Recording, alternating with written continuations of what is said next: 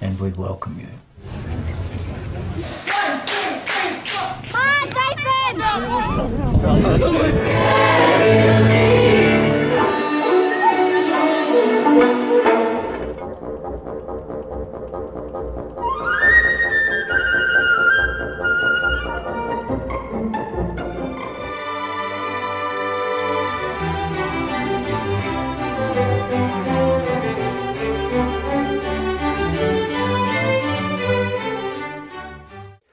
시청자 여러분 중에도 지난 5월부터 인터넷 해킹을 당한 경험이 있을 줄 압니다. 전 세계에서 이런 피해 사례가 속출하고 있습니다.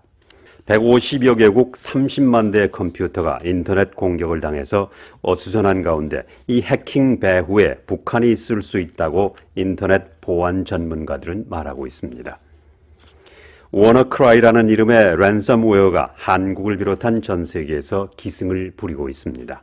랜섬웨어는 다른 사람의 전산망에 들어가 각종 자료를 사용하지 못하도록 잠궈 놓는 악성 프로그램입니다. 이 랜섬웨어를 운영하는 해커는 잠궈 놓은 자료를 풀어줄 테니 돈을 입금시키라고 전산망 이용자를 협박합니다. 호주의 뉴사우스웨일스 대학의 사이버 보안 담당 오스틴 박사는 북한이 호주의 사이버 공간에서 활동하고 있는 것은 부인할 수 없는 사실이라고 말했습니다. 오스틴 박사는 북한에는 6천여 명의 사이버 전사들이 있고 중국 북부 지역에도 1,000여 명의 사이버 전사들이 활동하고 있다고 전했습니다. 호주에 살고 있는 뉴질랜드인들은 집을 팔 때 많은 세금을 낼 것으로 우려하고 있습니다. 지난 5월에 공개된 호주 연방정부 예산에 따르면 호주인들에게 더 많은 주택을 제공하기 위해 임시로 거주하고 있는 사람이나 외국인에게는 면세 규정을 없애는 것으로 되어 있습니다. 이에 따라 2019년 7월 이전에 집을 팔면 세금을 내지 않아도 됩니다. 로비그룹인 오즈키위에 따르면 세금은 집을 팔아 얻은 수익의 최고 45%의 세율에 의료보험 비용이 추가될 것이라고 말했습니다.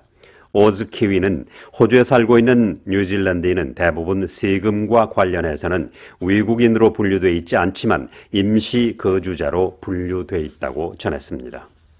지난 2015년 뉴질랜드의 온실가스 배출은 1990년대 수준보다 24.1%가 더 많은 것으로 나타나 파리 협정 기준에 크게 미달하는 것으로 밝혀졌습니다.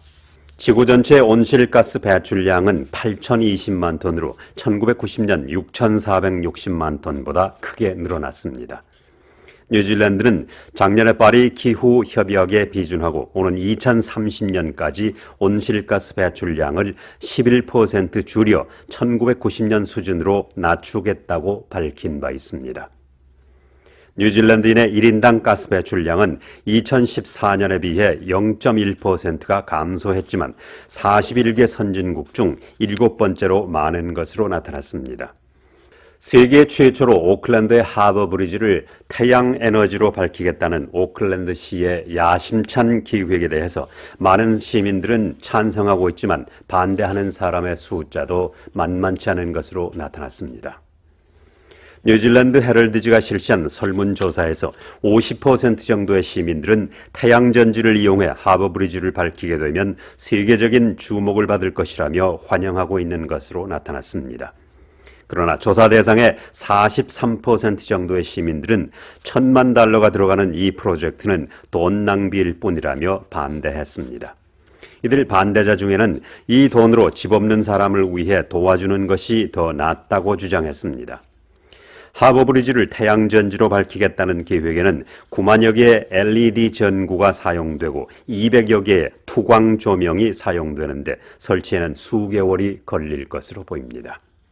뉴질랜드 정부는 미국의 요청에 따라서 추가로 2명의 방위군을 아프가니스탄에 파견할 것을 고려 중인 것으로 알려졌습니다.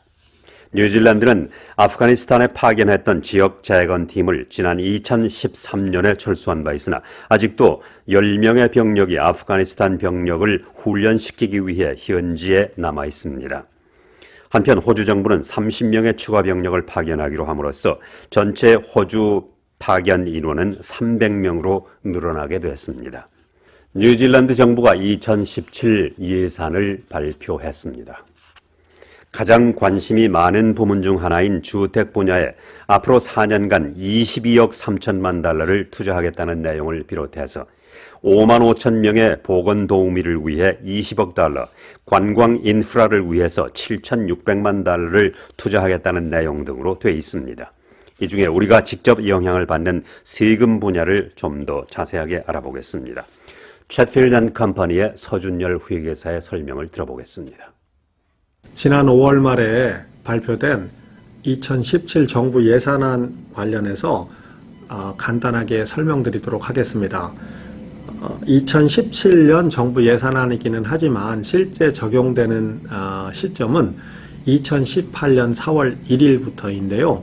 이거는 2019 회계년도에 해당이 되는 것입니다. 그러니까 발표가 됐다고 하더라도 지금부터 적용되는 것은 아니고 내년 4월 1일 이후부터 적용이 되는 사항들입니다.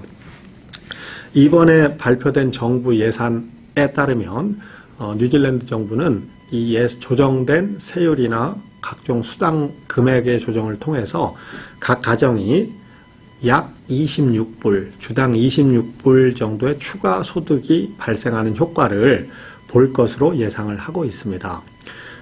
이번에 발표되는 이 세금 수당 또는 가족수당 및 수당 관련한 내용들을 제가 요약을 드릴 텐데요. 크게 그 세금과 수당 두 부분으로 나누어서 설명을 드리도록 하겠습니다. 세금은 줄기만 하는 것은 아니고요. 어떤 항목은 오히려 느는 부분도 발생을 합니다. 그래서 정부에서 예상을 하는 것은 평균적인 조정치가 세금 감면 효과를 보도록 한다는 취지인데 주는 부분은 기존에 세율이 적용되던 그 소득 구간, 그러니까 예전에는 최초 14,000불까지를 10.5%의 세율을 적용을 했다면 바뀌는 세율 체계에서는 22,000불까지를 10.5%로 상향 조정을 했습니다.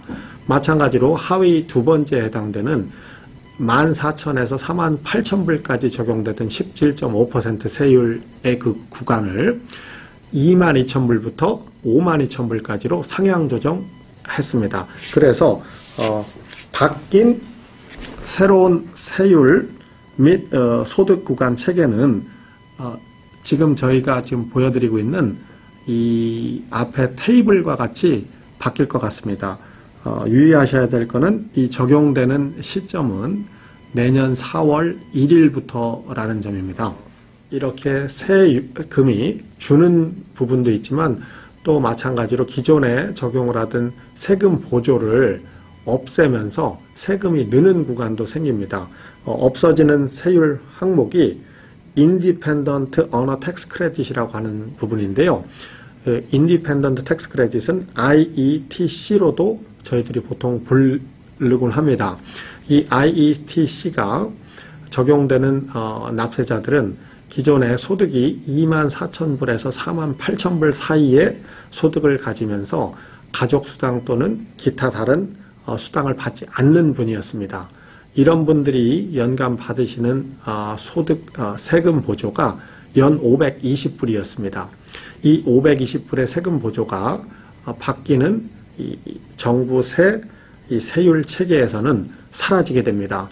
그래서 이 분들이 520불을 추가로 납부를 하게 되지만 바뀌는 그 소득 구간의 조정을 통해서 절감되는 세금이 약 26불 정도가 된다고 예상이 되는 것입니다. 수당 관련해서 또 설명드리도록 하겠습니다.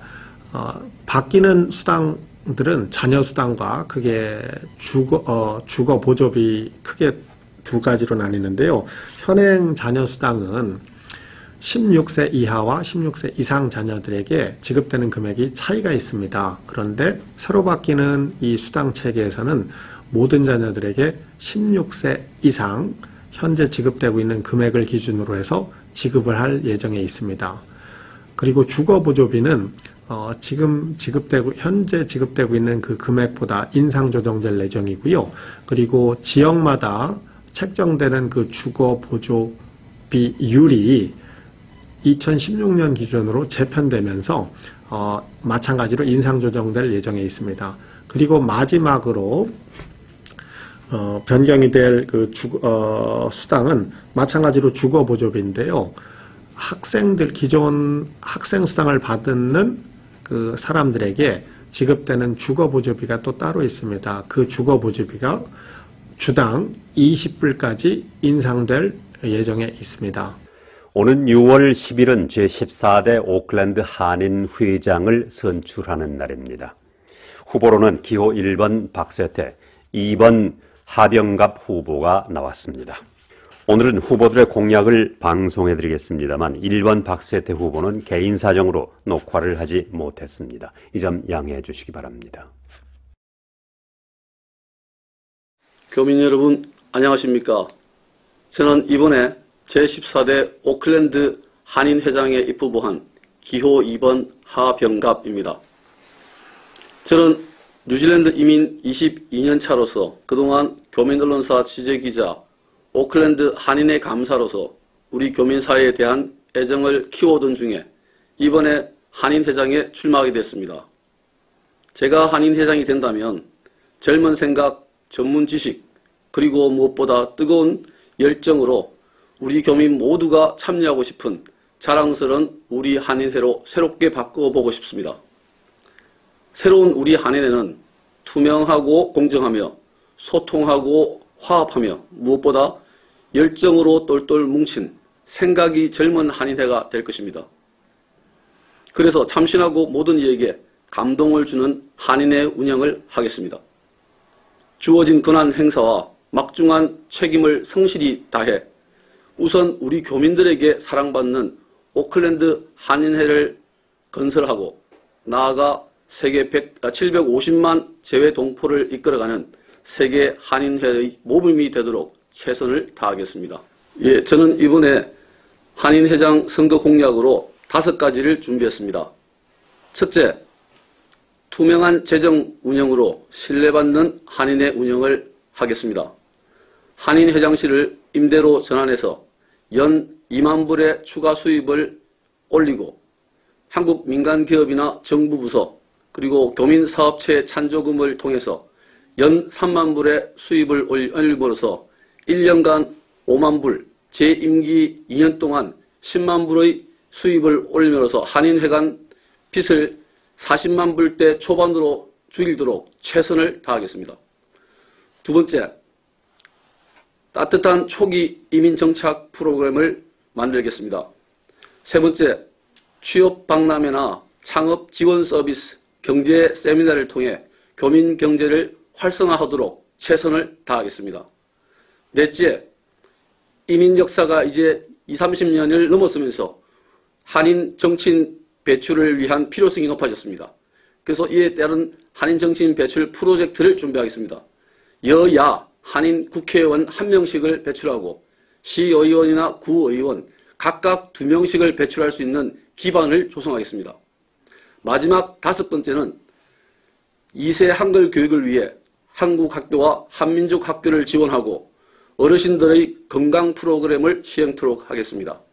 감사합니다. And we welcome you.